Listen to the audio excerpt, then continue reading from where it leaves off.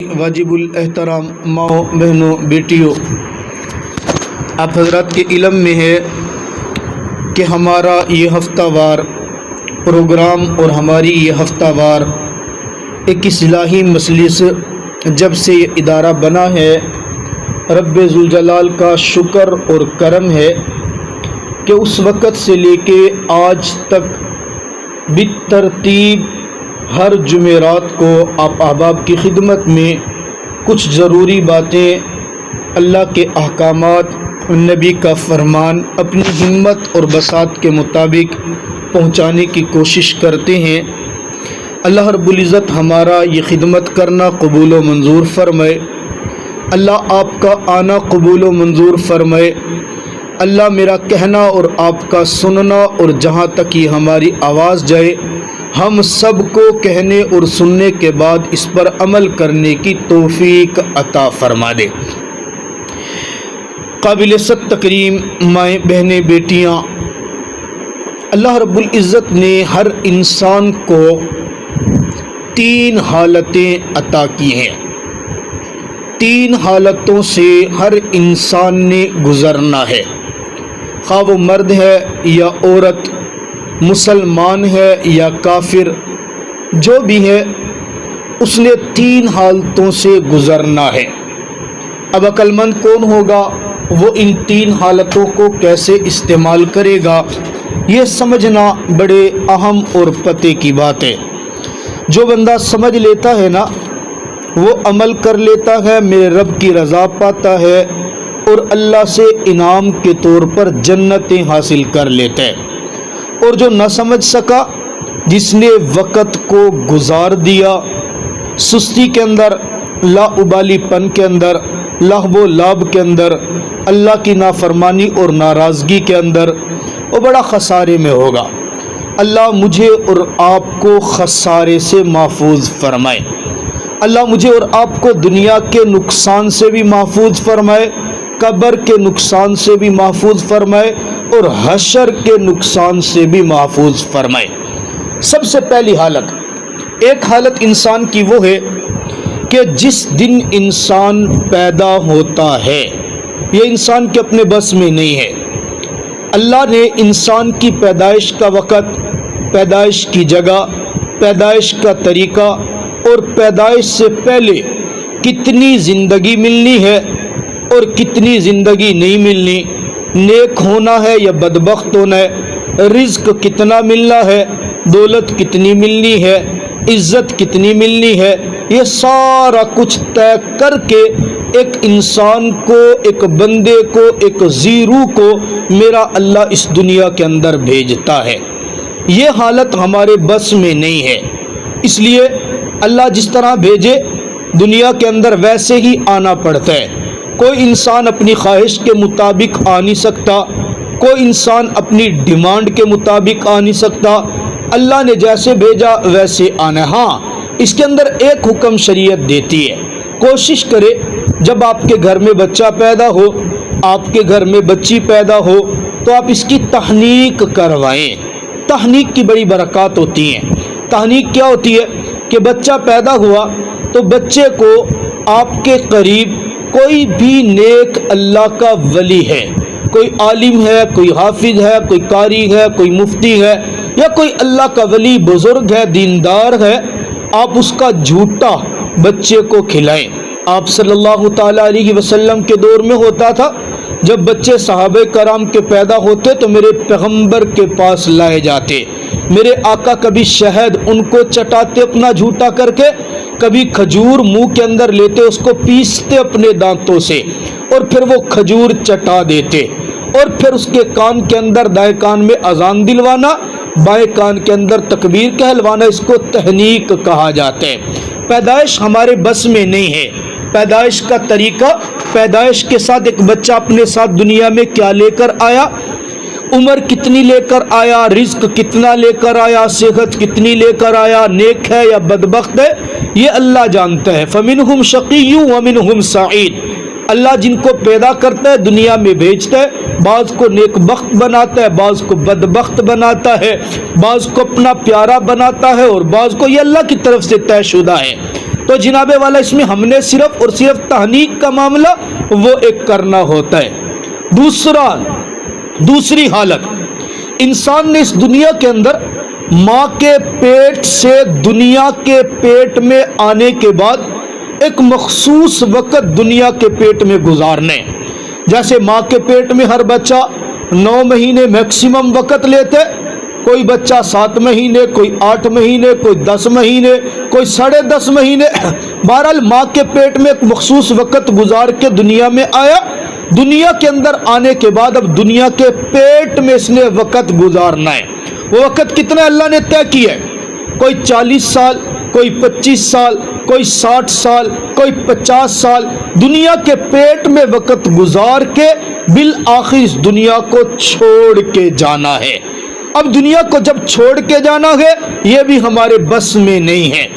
کب چھوڑ کے جانا اللہ نے طے کیا ہے، کس حالت میں چھوڑ کے جانا ہے اللہ نے طے کیا۔ ہاں، یہاں پر بھی شریعت کا ایک حکم ہے کہ آپ کے سامنے جب کوئی فوت ہو رہا، دعا مانگو اللہ جب میری وفات ہو تو میرے قریب اپنے نیک بندوں کو جمع فرمانا۔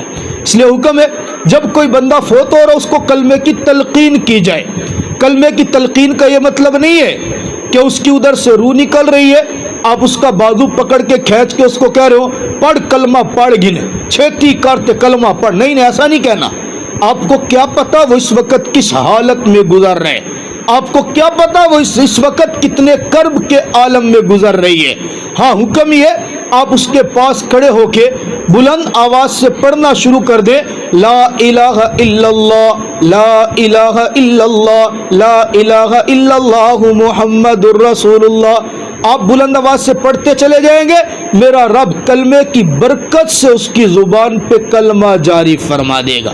اور وہ حدیث مبارکہ ہے نا، من کان فی آخری کلامہ، من کان فی آخری کلامہ لا الہ الا اللہ، جس کے آخری کلمہ لا الہ الا اللہ ہوا، دخل الجنہ، میرا اللہ اس کے سارے گناہوں کو معاف فرما کے جنت میں داخل فرما دے گا۔ وہ ایک محدث رسول ہے جن کا تذکرہ میں نے کئی مرتبہ کیا، حدیثیں پڑھائی، ساری زندگی اللہ کا دین پڑھایا، نبی کا فرمان پڑھایا۔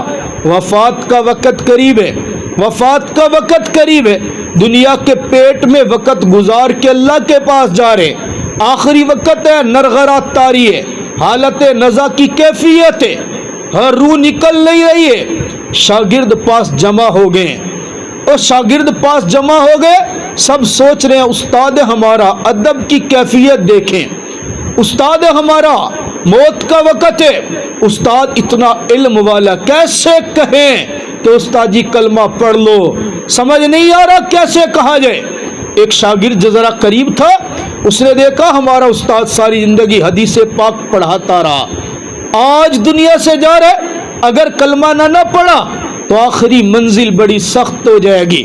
اس نے نبی پاک صلی اللہ علیہ وسلم کی حدیث پڑھی اور اونچی آواز سے پڑھی، پتا تھا کہ میرا استاد ساری زندگی قال قال رسول اللہ صلی اللہ علیہ وسلم پڑھاتا رہا، بس بلند آواز سے پاس کھڑے ہو کے کہا ان فلاں رضی اللہ تعالی عنہ قال قال رسول اللہ صلی اللہ علیہ وسلم من قال فی آخری کلامہ لا الہ، بس یوں بولا تو جیسے ہی آواز بولی خاموش ہو گیا۔ حدیث کے الفاظ استاد کے کان کے اندر پڑے، ساری زندگی چونکہ میرے پیغمبر کا فرمان پڑھایا، جیسے حدیث زبان کے اندر پہنچی استاد کی زبان پہ فوراً جاری ہو گیا لا الہ الا اللہ۔ آگے محمد الرسول اللہ نہیں کہہ پایا کہ روح نکل گئی، گویا میرے اللہ نے زبان سے لا الہ الا اللہ کہلوایا اور عمل سے سیدھا اس کو جنت میں داخل فرما دیا۔ اس لیے انسان اپنی زندگی کے اندر دنیا میں جب آیا، یہ آنے والی حالت بس میں نہیں ہے اور جانے والی حالت بس میں نہیں ہے۔ جائے گا کیسے؟ اس جانے کا مدار وہ دنیا کے اندر گزارا ہوا وقت ہے۔ جیسی محفلوں میں وقت گزاریں گے، جو زبان پہ جاری رکھیں گے، جو بولتے رہیں گے، کل دنیا سے جاتے وقت وہی زبان پہ جاری ہو جائے گا۔ جیسے محدث رسول کے زندگی ساری حدیثیں پڑھائی، وفات کے وقت بھی حدیث مبارکہ میرے رب نے زبان پہ جاری کرا دی۔ اس لیے آنا ہمارے بس میں نہیں ہے، آنے والی حالت ہمارے بس میں نہیں ہے، جانے والی حالت ہمارے بس میں نہیں ہے، البتہ جانے والی حالت کے لیے، اچھی حالت بنانے کے لیے درمیان کا وقت گزارنا یہ ہمارے بس میں ہے۔ اور تیسری حالت جو انسان کے ساتھ پیش آنی ہے وہ کہ جناب والا کل بروز محشر اللہ کے سامنے پیش ہونا، ہر انسان نے پیش ہونے۔ اب میں نے عرض کیا آنے والی حالت ہمارے بس میں نہیں، جانے والی بس میں نہیں، لیکن جو تیسری حالت ہے نا اللہ کے سامنے پیش ہونے والی، اس کے لیے تیاری کرنا وہ ہمارے بس میں ہے۔ قرآن میں ہے نا وَالسَّلَامُ عَلَيَّ يَوْمَ وُلِدتُّ وَيَوْمَ أَمُوتُ وَيَوْمَ أُبْعَثُ حَيًّا۔ حضرت عیسیٰ علیہ السلام کا واقعہ ہے، اس میں فرماتے میرے اوپر 3 حالتیں ہوں گی، اللہ میری ان تینوں حالتوں کو سلامتی والا بنانا۔ وَالسَّلَامُ عَلَيَّ يَوْمَ وُلِدتُّ، اللہ نے مجھ پر سلامتی کی جس دن میں پیدا ہوا، وَيَوْمَ أَمُوتُ، جس دن میں وفات پاؤں گا، وَيَوْمَ أُبْعَثُ حَيًّا، اور جس دن میں زندہ کر کے اٹھایا جاؤں گا۔ تینوں حالتیں۔ اب تیسری حالت کو ہم نے وہ بڑا اچھا بنا، دنیا کا دستور ہے جب کوئی چھوٹا بڑے سے ملنے جاتا ہے نا تو چھوٹا بڑے سے ملنے سے پہلے تیاری کرتے ہیں۔ آپ شادی شدہ اپنے میکے جا رہی ہیں، آپ چھوٹی ہیں، آپ کے ماں باپ بڑے ہیں، آپ ماں باپ کے پاس جانے سے پہلے تیاری کر کے جائیں گے۔ آپ ماں باپ کا گھر کے اندر وقت گزارنے کے بعد سسرال آ رہی ہیں خامن سے ملنے، ظاہر ہے خامن کا رتبہ زیادہ ہے، آپ خامن سے ملاقات کرنے کے لیے پہلے تیاری کریں گے۔ اور آپ دنیا میں کسی کو بڑے کو ملنے کے لیے جا رہے ہیں، آپ باقاعدہ تیاری کر کے جاتے ہیں۔ آپ اپنے استاد سے ملنے کے لیے جائیں گے، اچھا شاگرد تیاری کر کے جاتا ہے۔ آپ اپنے امام سے ملیں گے، ملنے کے لیے پہلے آپ باقاعدہ تیاری کر کے جائیں گے۔ ایک شاگردہ اپنی استانی سے ملتی ہے، استاد سے ملتی ہے، تیاری کر کے جاتی ہے۔ یا ایون کہ آپ یہ ذرا سوچیں، ایک بچی جب پیدا ہوتی ہے اس کے پیدا ہوتے ہی ماں کے سر پہ ایک ذمہ داری آ جاتی ہے کہ میری بچی پیدا ہو گئی ہے، یہ چند دن میرے پاس رہے گی، بالآخر اس نے ایک دن سسرال کو جا کے ملنا ہے۔ وہ پہلے دن سے اپنی بچی کو اچھی ماں سسرال کے لیے تیار کرتی ہے۔ انہیں پتہ ہوتا ہے کہ اس نے کل سسرال میں جانا گئے تو سسرال میں جا کے اس نے تیاری کر کے جانا گئے تو جناب والا اس کو میں کیسے تیار کروں۔ تو پہلے دن سے اس کو ماں سمجھانا شروع کر دیتی ہے کہ بیٹا تو نے سسرال جانے، تو نے شادی بھی ہونی ہے، یہ کام یوں کیا کر، یہ کام یوں کیا کر۔ یہاں تک کہ جب اس کی شادی ہوتی ہے، اس نے اپنے خامن سے ملنا ہے، شوہر سے ملنا ہے، باقاعدہ اس کو سجایا جاتا ہے، اس کو تیار کیا جاتا ہے، اس کو دلہن بنایا جاتا ہے، کیونکہ اس نے آج اپنے خامن سے ملنا ہے۔ ہر بڑے سے ملاقات کرنے کے لیے تیاری کی جاتی ہے۔ تو پھر ہمیں کیا ہو گیا؟ ہمیں پتہ ہے کہ دنیا چھوڑ کے ہم نے رب کے پاس جانا ہے۔ ہم نے رب کے پاس جانے سے پہلے کیا تیاری کی ہے؟ اللہ کے پاس جانے سے پہلے ہم نے کون سا بیوٹی پارلر استعمال کیے؟ رب ذوالجلال کی ملاقات سے پہلے ہمیں بھی چاہیے کہ ہم رب کے ساتھ ملاقات کرنے کے لیے تیاری کر سکیں۔ ایسے اعمال تو لے جائیں نا جو رب ذوالجلال کے سامنے پیش کر سکے، ایسی عبادات تو لے جائیں نا جو اللہ کے سامنے پیش کر سکے، اور ایسے صدقات و خیرات کا ذخیرہ تو جمع کر لینا جو اللہ کی دربار کے اندر بطور تحفہ پیش کرنے کے قابل ہو۔ معراج پہ جب گئے تھے نا میرے اور آپ کے پیارے حبیب جناب محمد مصطفیٰ احمد مجتبیٰ امام الانبیاء سرتاج الانبیاء آقا نامدار تاجدار ختم نبوت جناب محمد عربی صلی اللہ علیہ وسلم، میرے آقا جب اللہ کے سامنے پیش ہوئے تھے، ملاقات ہوئی تھی، میرے رب نے بھی گویا پوچھا تھا نا، اے محمد کیا لے کے آیا میرے لیے تحفہ؟ ملاقات کے لیے تو آیا ہے۔ آپ کو شاید پتہ ہوگا، اب ہم جو نماز کے اندر التحیات پڑھتے ہیں یہ وہی ہے۔ میرے آقا نے فرمایا تھا التحیات للہ والصلوات والطیبات، اللہ میری ساری عبادتیں تیرے لیے، اللہ قولی عبادتیں تیرے لیے، اللہ بدنی عبادتیں تیرے لیے، اللہ میں تحفہ لے کر کے ملاقات کی نا، ملاقات میں تحفہ پیش کیا، پتہ چلا چھوٹا بڑے کے سامنے جب جاتے تیاری کر کے جاتے، تحفہ لے کے جاتے۔ میرے اللہ نے قدردانی کی، السلام علیکہ ایھا النبی، اے میرے نبی تو میرے پاس آیا ہے، تحفے لے کے آیا ہے، تو میرا تحفہ یہ ہے کہ تجھ پر بھی سلام ہو اور تیرے صحابہ پر بھی سلام ہو، قیامت تک کے آنے والے انسانوں پر بھی سلام۔ تو سوال یہ، ہم اس رب ذوالجلال کے پاس جائیں گے تو ہماری تیاری کیا ہے؟ ہم نے تیاری کیا کی ہے؟ ہم کیا لے کر کے جائیں گے؟ ایسا تو نہیں ہے کہ جناب والا جیسے آج کیا ہوتا ہے، بچی کی منگنی کر دی، 4 سال منگنی کر کے رکھے، 4 سال کے بعد جناب والا تاریخ رکھنے کی بات آئی، جی تاریخ رکھو جی 6 مہینے کی رکھ دو، کیوں؟ ابھی ہم نے تیاری نہیں کی ہے، ابھی تیاری کرنی ہے۔ اور بھائی 4 سال منگنی کے ہیں اور ابھی آپ کو تیاری کا ٹائم ہی نہیں ملا، ابھی تیاری کا وقت چاہیے۔ یاد رکھے یہاں تاریخ رکھتے ہیں تو آپ کو تیاری کا وقت مل جاتا ہے، رب ذوالجلال جب اپنے پاس بلاتا ہے پھر تیاری کا وقت نہیں دیتا۔ میرے اللہ کا جب حکم آتا ہے پھر ہم صرف سوائے افسوس کے ہاتھ تو مل سکتے، اللہ مجھے تو پتہ ہی نہیں چلا کب میری زندگی کی شام ہو گئی ہے، اللہ مجھے تو پتہ ہی نہیں چلا کب میری زندگی کے ایام گزر گئے ہیں، اللہ مجھے تو تیاری کا موقع ہی نہیں ملا۔ اللہ کے فرشتے لتر ماریں گے لتر اور کہیں گے 60 سال 50 سال 40 سال زندگی کے گزارا ہی ہے، ابھی تک تجھے وقت ہی نہیں ملا۔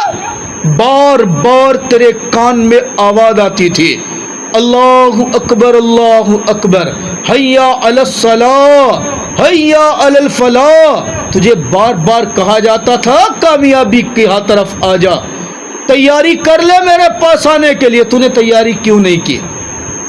اس لیے اس وقت کو غنیمت جاننا چاہیے۔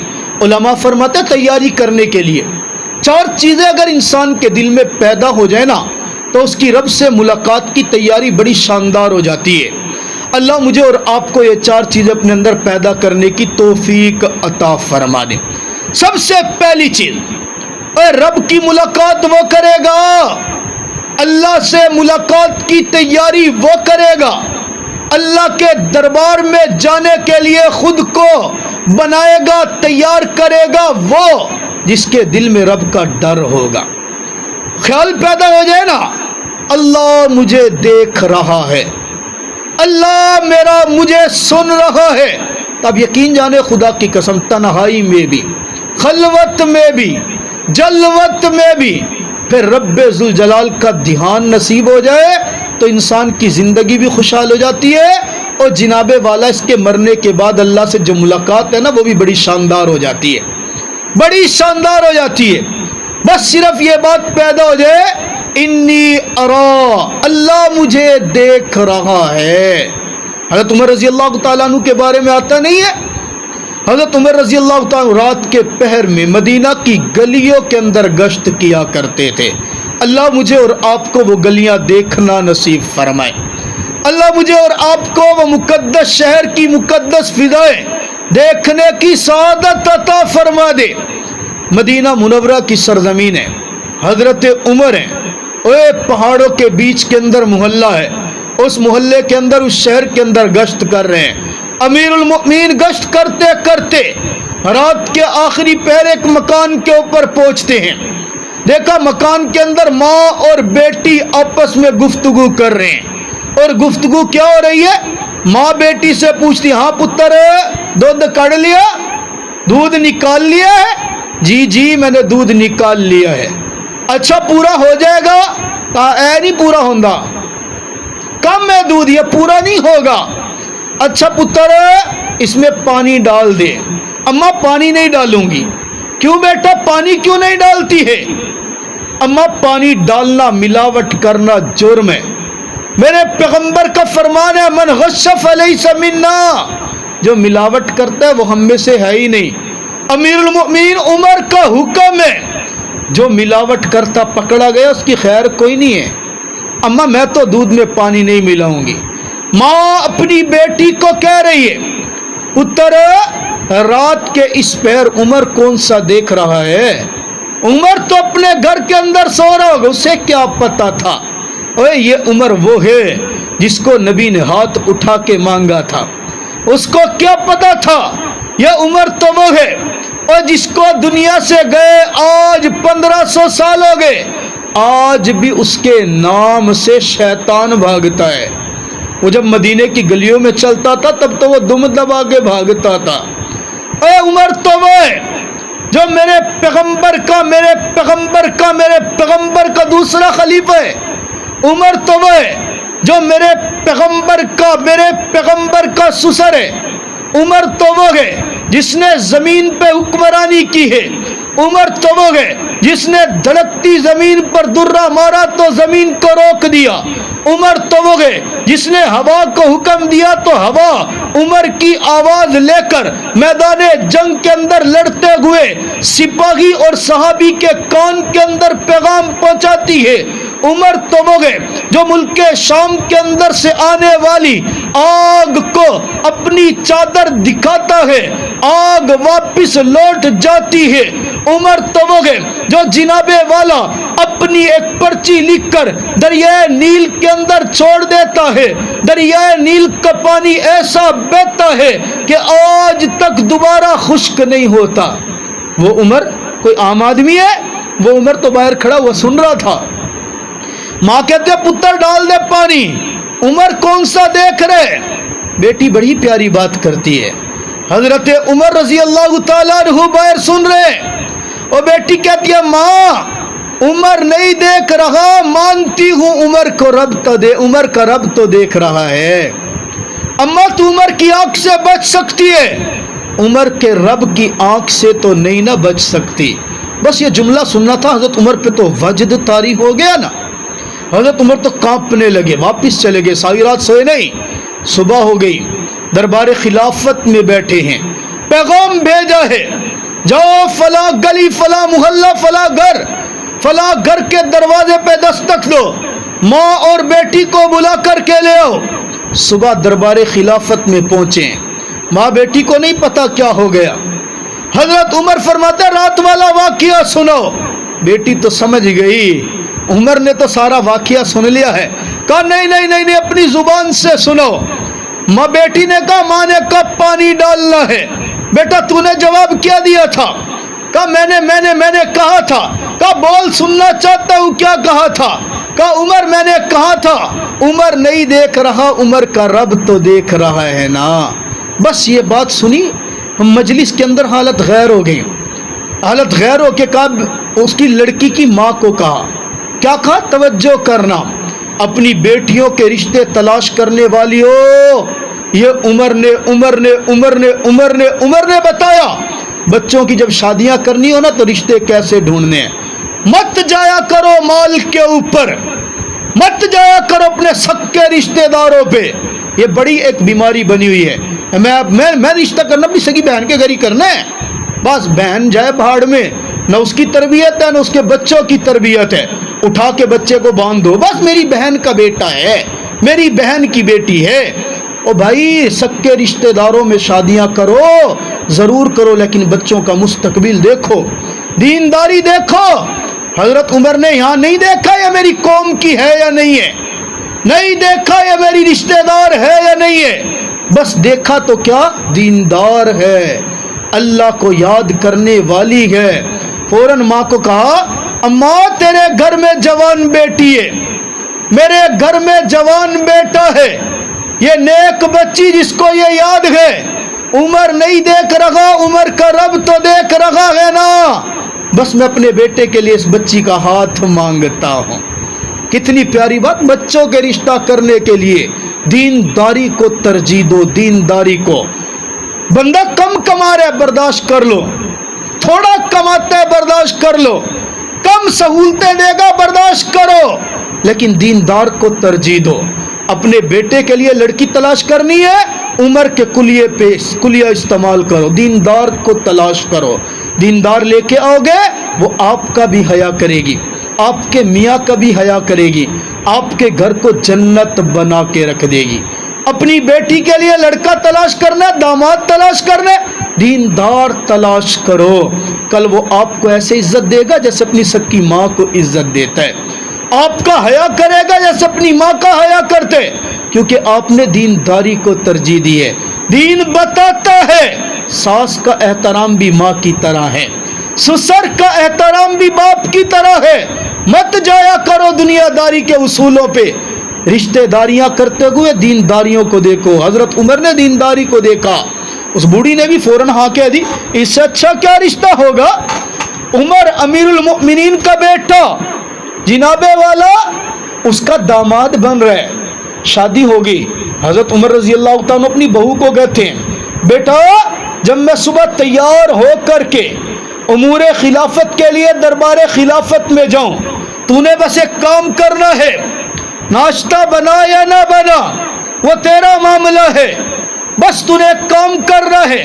میں جب گھر سے نکلنے لگوں نا تو دروازے کے پاس کھڑے ہو کے روزانہ کہہ دیا کر، عمر نہیں دیکھ رہا، عمر کا رب تو دیکھ رہا ہے نا. عمر نہیں دیکھ رہا، عمر کا رب تو دیکھ رہا ہے نا. اب یقین کرے بہو کی یہ ڈیوٹی لگائی. ہم اپنی بہو سے کیا مطالبہ کرتے ہیں، او ہمیں سارے دن ڈرامے ویکھے سانو پرواہی کوئی نہیں، سارے دن موبائل چلے ہمیں پرواہی کوئی نہیں. کسی ساس کو کسی سسر کو بہو سے یہ مطالبہ نہیں ہوتا یہ 5 وقت کی نماز پڑھ لے، یہ قرآن پڑھ لے، کبھی نہیں کہیں گے. اپنے بیٹے کو اپنی بہو کی لاکھ شکایتیں لگائیں گے. یہ کبھی نہیں کہیں گے یہ کھانا بنانے سے پہلے وضو نہیں کرتی. یہ کبھی نہیں کہیں گے پتر اس کو دیندار بنا، اس کو نماز کی پابندی کا کہہ. بیٹا گھر میں برکت تب آئے گی جب گھر کے چولہے پہ بیٹھنے والی باوضو ہو کر کے بیٹھے گی. بیٹا رزق میں برکت تب آئے گی جب گھر کا کام کرنے والی کی نیت اچھی ہوگی. بیٹا گھر میں برکت تب آئے گی جب گھر کا نظام سنبھالنے والی بہو 5 وقت کی باجماعت نمازی ہوگی. بیٹا گھر میں برکت تب آئے گی جب تو صبح کمانے کے لیے نکلے اور چاشت کے وقت تیری بیوی یعنی میرے گھر کی بہو مصلی بچھا کر کے رب ذوالجلال سے ہاتھ اٹھا کر کے دعا مانگے، اللہ میرے سر کا سایہ میرے لیے کمانے کے لیے نکلا ہے، اللہ میرا خاوند تیری امان میں جا رہا ہے، اللہ وہ اپنے بچوں کے لیے رزق کمانے کے لیے نکلا، اللہ محنت کرنا اس کا کام ہے اور میں ہاتھ اٹھا کر تجھ سے اس کے اور اپنے رزق کے اندر برکت طلب کرتی ہوں. ربا محنت کے لیے وہ نکل پڑا، اللہ تو اس کی محنت کو 4 چاند لگا دینا. کبھی کہا کسی ساس نے ہو ہی نہیں سکتا. یہ تانا ضرور دے دیا جاتے ہیں. جب سے یہ منحوس ہمارے گھر آئی ہے نا ہمارے گھر کی برکتیں ختم ہو گئی. جب سے یہ منحوس ہمارے گھر آئی، یہ ساسیں کہتی ہیں بہوؤں کو کہہ دیتی ہیں جب سے اس نے چولہا سنبھالا ہے ہمارے تو یہ چیزیں گئی ہے. کبھی یہ بھی خود پہ غور کیا کہ تو نے اپنے بیٹے کو اپنی بہو کی 100 شکایتیں لگائی لیکن یہ کبھی نہیں کہا یہ نماز نہیں پڑھتی. کبھی بیٹے کو یہ نہیں کہا بیٹا تیرا ابا جب کمانے کے لیے جاتا تھا صبح فجر پڑھ کے جایا کرتا تھا، میں مصلی پہ بیٹھ کر کے نماز پڑھ کے دعا کرتی تھی. بیٹا تیرا ابا دن میں بازار میں ہوتا تھا، میں صبح نماز فجر سے پہلے بیٹھ کر سورہ یاسین کی تلاوت کرتی تھی. بیٹا تم چھوٹے ہوتے تھے میں تمہارا ناشتہ کبھی سورہ یاسین پڑھے بغیر نہیں بنایا کرتی تھی. بیٹا میں تو سورہ یاسین بھی پڑھتی تھی، درود پاک بھی پڑھتی تھی، میں تو درود تنجینہ بھی پڑھتی تھی، میں تو سورہ واقعہ بھی پڑھتی تھی، میں تو گھر کی خیر و برکتیں مانگتی تھی. بیٹا اب وقت ہمارا نہیں اب وقت تمہارا ہے. بیٹا تو گھر سے نکلے تو 5 وقت کی نماز تو پڑھنا، پیچھے تیری بیٹی سورہ یاسین کی تلاوت کرے، چولہے پر بیٹھنے سے پہلے سورہ یاسین پڑھ کے سورہ رحمان پڑھ کے سورہ واقعہ پڑھ کے درود پاک پڑھ کے آٹے کی ڈرمی کو ہاتھ لگائے چولہے کے اوپر بیٹھے. بیٹا جب میں تھی ایک اکیلا تیرا باپ کماتا تھا، تم 10 بہن بھائیوں کو پال کر کے دکھا دیا، اب تم 10 کمانے والے ہو، گھر میں برکت نہیں آ رہی. وجہ صرف یہ ہے کہ ہم قرآن کے ساتھ ابتدا کرتے تھے اور تو قرآن کے ساتھ ابتدا نہیں کرتا. ہم نماز کے ساتھ ابتدا کرتے تھے، تم نماز کے ساتھ ابتدا نہیں کرتے. ہم درود پاک پڑھ کے کام شروع کیا کرتے تھے، تم درود پڑھ کے کام شروع نہیں کر. کبھی سمجھایا یہ ماؤں کا کام ہے بچوں کو سمجھانا، یہ ماؤں کا کام ہے۔ جب بچے بیٹھ کے کہیں نا اماں کاروبار نہیں چل رہا، مندے کے دن بڑے ہیں، اماں کام نہیں مل رہا، اماں بڑی پریشانی ہے، بچے آ کے کہہ دیتے ہیں ماؤں کو۔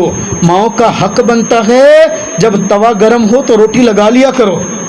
جب وہ آ کے کہے نا اماں بڑے دن ہو گئے کوئی کام نہیں مل رہا ہے، بڑی پریشانی ہے، بے روزگاری ہے، تب اس کو پیار سے سمجھا دو، بیٹا ہمارا زمانہ تھا ہم یوں کیا کرتے تھے، بیٹا آج تو گھر کا بڑا ہے، ذمہ داری تیرے اوپر ہے، اب گھر سے نکلے تو درود پڑھ کے نکلا کر، گھر سے نکلے تو بیوی کو کہا کر صبح نماز فجر وہ بھی پڑھ لے تو بھی پڑھ لے۔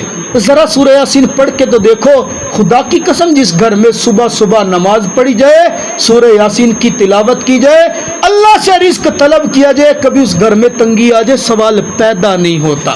یہ سارا حضرت عمر رضی اللہ تعالیٰ مانگ لیا، ہاتھ دے دیا، بیٹا بیٹی لے لی، کہا جب میں نکلوں نا بس ایک جملہ کہنا، عمر نہیں دیکھ رہا، عمر کا رب تو دیکھ رہا ہے نا۔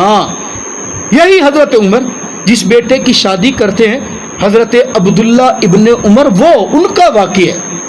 میں نے کہا رب کے ساتھ ملاقات کی تیاری، وہ جو ہمارے بس میں ہے نا، تیسری حالت کہ ہم نے رب کے پاس جانا کیسے ہے، وہ تیاری ہمارے بس میں ہے، بس ہم سست ہیں، ہم اپنے لہو و لعب میں سستی میں زندگی گزار دیتے ہیں اور پھر روتے ہیں، ہاں جوانی گزار دی، بڑھاپے میں عبادت کریں گے، بڑھاپے میں اٹھا نہیں جاتا، بڑھاپے میں صحت ساتھ نہیں دے رہی ہے، اب پچھتاتے ہیں جوانی میں یوں نہیں کیا، بڑھاپے میں نظر کام نہیں کر رہی، تلاوت نہیں ہوتی ہے۔ بھائی تو نے زندگی میں قرآن کو ساتھ رکھا ہوتا تو بڑھاپے میں تیرا قرآن ساتھ دیتا۔ اپنی صحت کے زمانے میں جو عبادت کو نہیں چھوڑتا، رب کعبہ کی قسم اس کے بیماری کے عالم میں عبادت اسے نہیں چھوڑتی۔ جو اپنی صحت کے زمانے میں قرآن کو نہیں چھوڑتا، خدا کی قسم بیماری کے عالم میں قرآن بھی اسے نہیں چھوڑتا۔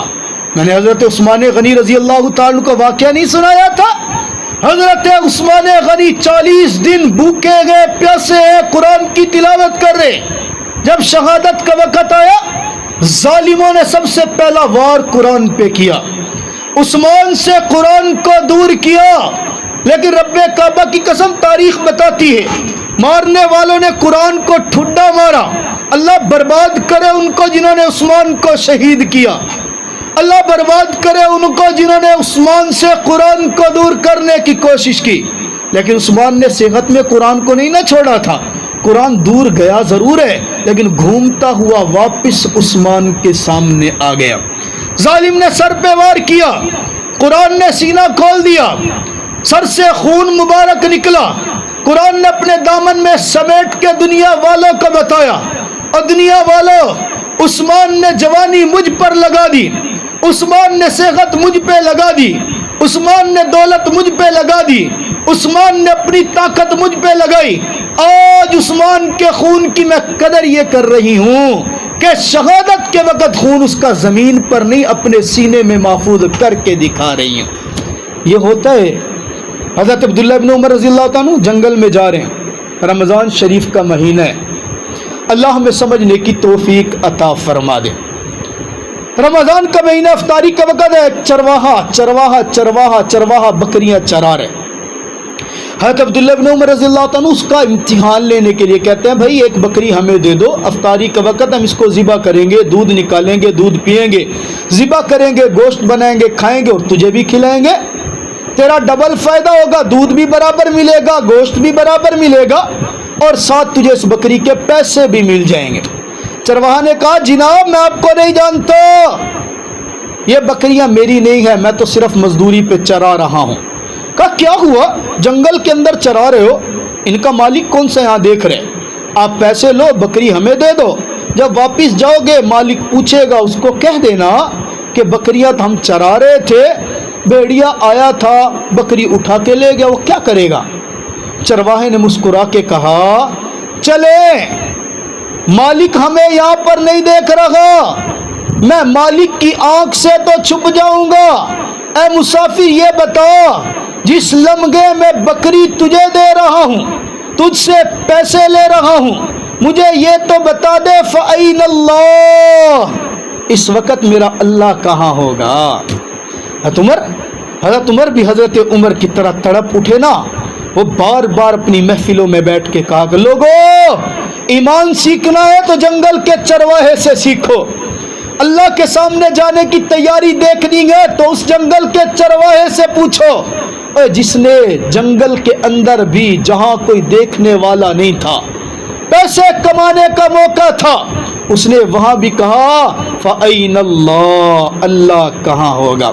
میری ماؤں بہنوں بیٹیوں، زندگی بڑی مختصر ہے۔ ہم میں سے یہاں ہمارے بیان میں آنے والی کتنی تھی جو آئی اور چلی گئی، جو کل تک ہمارے درس میں ہوتی تھی، بیان میں آتی تھی، مدرسے کے ساتھ جڑتی تھی، بچیوں کی خدمت کرتی تھی، مدرسے کا تعاون کرتی تھی، چیزیں دیتی تھی، قرآن دیتی تھی، پنکھے لگواتی تھی، تعمیرات میں حصہ ملاتی تھی، خوش تھی، بیٹھی تھی، گھر میں رہتی، بچوں میں تھی، آج وہ ہمارے بیان میں نہیں ہے۔ پتہ بھی نہیں تھا، پتہ بھی نہیں تھا کب چلے جائیں گے۔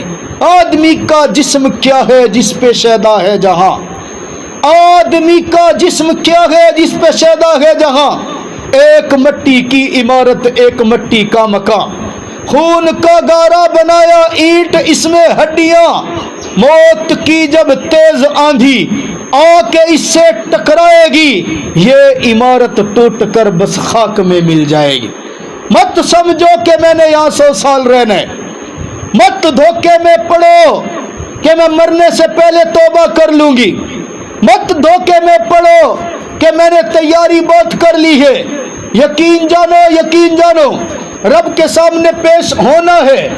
آج تیاری نہ کی، بڑا پچھتائیں گے اس وقت، پھر روئیں گے، پیٹیں گے۔ آپ یہ عذر نہیں پیش کر سکیں گے اللہ کوئی سمجھانے والا نہیں تھا، اللہ کوئی بتانے والا نہیں تھا، اللہ کوئی ہاتھ پکڑ کے چلانے والا نہیں تھا، اللہ میں تو گھر میں رہتی تھی، مجھے تو پتہ نہیں تھا۔ یاد رکھنا، یہ عذر نہیں پیش کر سکو گی۔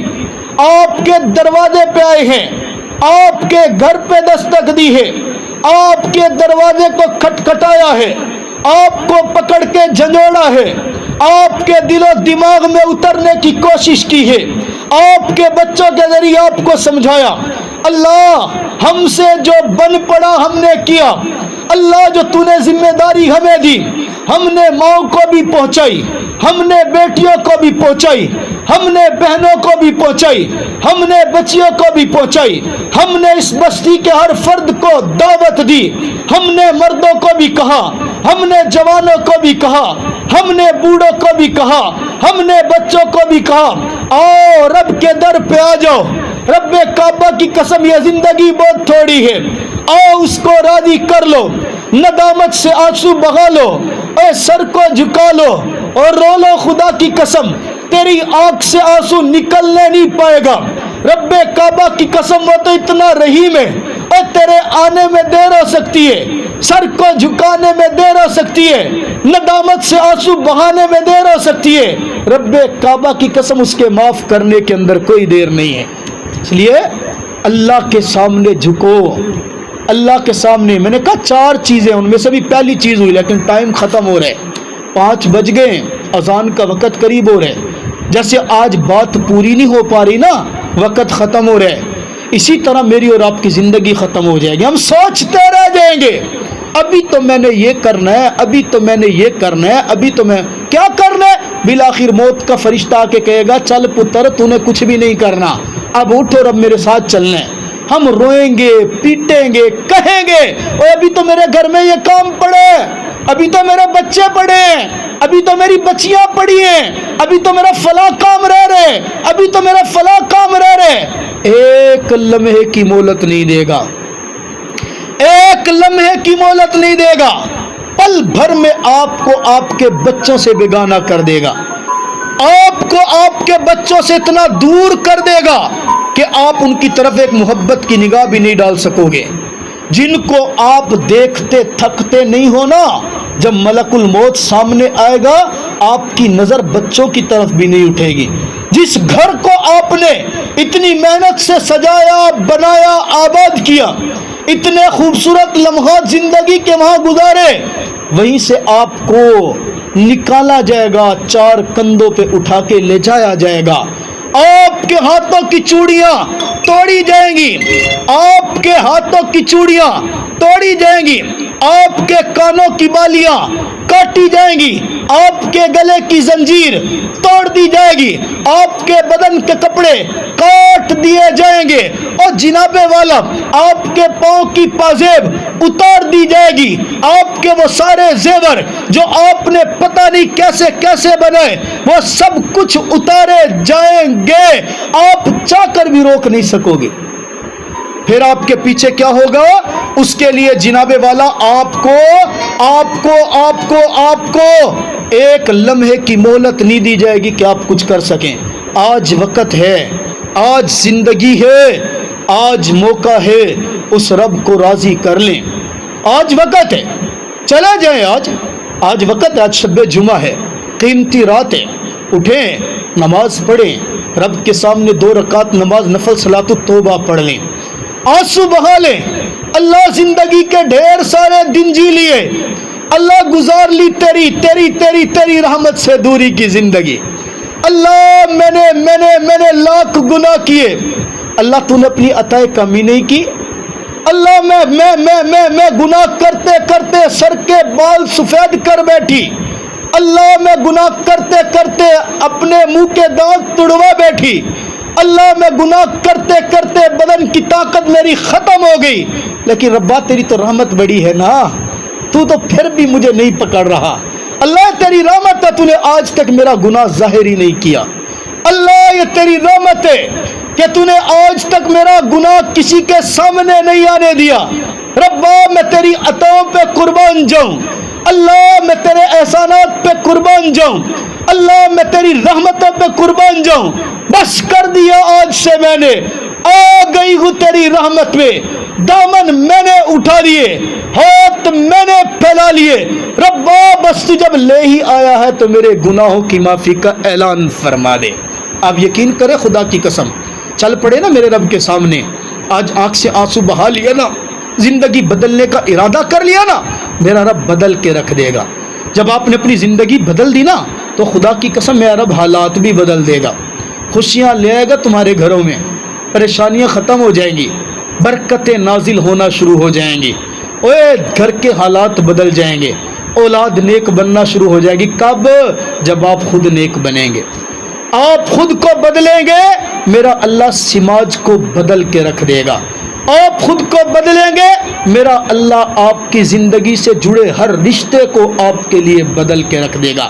شرط یہ ہے کہ میں خود کو بدلوں, اور مت سمجھا کرو میں گناہ گار ہوں تو کہاں جاؤں. کوئی نیک ہے تو اپنی نیکی پہ عجب نہ کرے, کوئی گناہ گار ہے تو اپنے گناہوں سے پریشان نہ ہو, بڑا دربار ہے. حضرت موسیٰ علیہ السلام کا زمانہ ہے نا, آخری واقعہ آپ کو سنا کے بعد ختم کرتا ہوں. موسیٰ علیہ السلام کا زمانہ ہے, ایک بندہ انتہا درجے کا نیک, انتہا درجے کا نیک. چلے یہ واقعہ پھر کبھی سناؤ, دوسرا سناتا ہوں, ایک اور یاد آ گیا. موسیٰ علیہ السلام کا زمانہ, ایک نوجوان ہے, میں نے کہا اپنی نیکیوں پہ اترایا نہ کرو, اپنے گناہوں پہ شرمایا نہ کرو. مت شرماؤ کتنے گناہ ہو گئے ہیں, میں کیسے اللہ کے سامنے جاؤں, اور رب کو پسندی گناہ گار ہیں. التائب من الذنب کمن لا ذنب له. موسیٰ علیہ السلام کا زمانہ, ایک بندہ انتہا درجے کا گناہ گار, انتہا درجے کا شرابی, انتہا درجے کا زانی, انتہا درجے کا گناہ گار. اللہ رب العزت سے سوال کرتے ہیں وقت کے پیغمبر موسیٰ, اللہ میں چاہتا ہوں اپنی مخلوق میں مجھے ایسا بندہ دکھا دے جو سب سے بڑا گناہ گار ہے. اللہ مجھے وہ بندہ دکھا جو سب سے بڑا گناہ گار ہے. اللہ رب العزت فرماتا ہے موسیٰ جا فلاں محلے میں جا, فلاں گلی میں جا, فلاں گھر میں جا, فلاں بندہ جو ہے نا وہ سب سے بڑا گناہ گار ہے. موسیٰ علیہ السلام دیکھ آئے, 2 دن گزرے, 3 دن گزرے, پھر سوال کیا, اللہ میں چاہتا ہوں تیری مخلوق میں سب سے بڑا نیکوکار دیکھوں, جو تیرا سب سے زیادہ پسندیدہ بندہ ہو, میں اس کو دیکھنا چاہتا ہوں. اللہ فرماتے جا موسیٰ فلاں محلے میں, فلاں گھر میں, فلاں جگہ پہ, فلاں کونے کے اندر بندہ بیٹھا ہے, اس کو جا کے دیکھ. موسیٰ علیہ السلام چلے, جب آ کے اس بندے کو دیکھا وہی بندہ ہے. پریشان ہو گئے, اللہ ماجرا کیا ہے, کل میں نے گناہ گار دیکھنا تھا, تو نے یہی دکھایا. آج میں نے کہا سب سے عبادت گزار, شبے دار, روزے دار, پرہیزگار, متقی, تیرا پیارا کون ہے؟ اللہ تو نے وہی دکھا دیا، سمجھ نہیں آیا یہ گناہگار ہے یا عبادت گزار ہے؟